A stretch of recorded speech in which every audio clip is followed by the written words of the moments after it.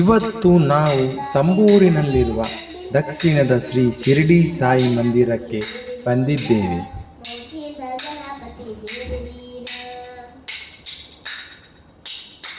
ಸಾಯಿಬಾಬರವರು ಪ್ರಾಣಿಗಳಲ್ಲಿ ವಿಶೇಷವಾಗಿ ನಾಯಿಯಲ್ಲಿ ದೇವರನ್ನು ಕಾಣಲು ಹೇಳುತ್ತಾರೆ.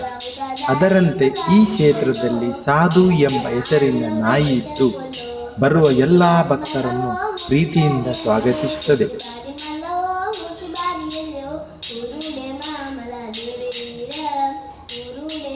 ಮೊದಲು ಹಸಿದ ಪ್ರಾಣಿಗಳಿಗೆ ಆಹಾರ ನೀಡಿ ಬಳಿಕ ಊಟ ಮಾಡಿ ಎಂದು ಬಾಬಾ ತಿಳಿಸಿದ್ದಾರೆ.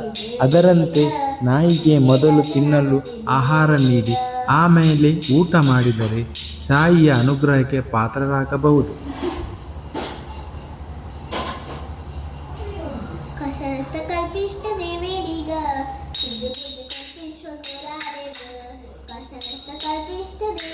ಇಲ್ಲಿನ ವಿಶೇಷವೇನೆಂದರೆ ನಮ್ಮ ಶಿರಡಿ ಸಾಯಿ ಮಂದಿರ ಗೋದಾವರಿ ನದಿ ತೀರದಲ್ಲಿರುವಂತೆ ಇಲ್ಲಿ ನಮ್ಮ ನೇತ್ರಾವತಿ ನದಿ ತೀರದಲ್ಲಿದೆ.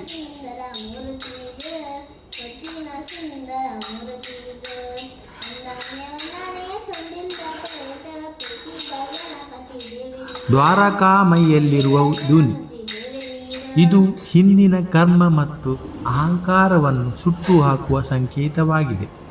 ಇದರಿಂದ ಬರುವ ಬೂದಿಯೇ ಪವಿತ್ರವಾದ ಊದಿ ಪ್ರಸಾದ. ಇದನ್ನು ಜನರಿಗೆ ವಿತರಿಸಲಾಗುತ್ತದೆ. ಇದನ್ನು ದೈಹಿಕ ಕಾಯಿಲೆಗಳನ್ನು ಗುಣಪಡಿಸಲು ಸಹಾಯ ಮಾಡುತ್ತದೆ.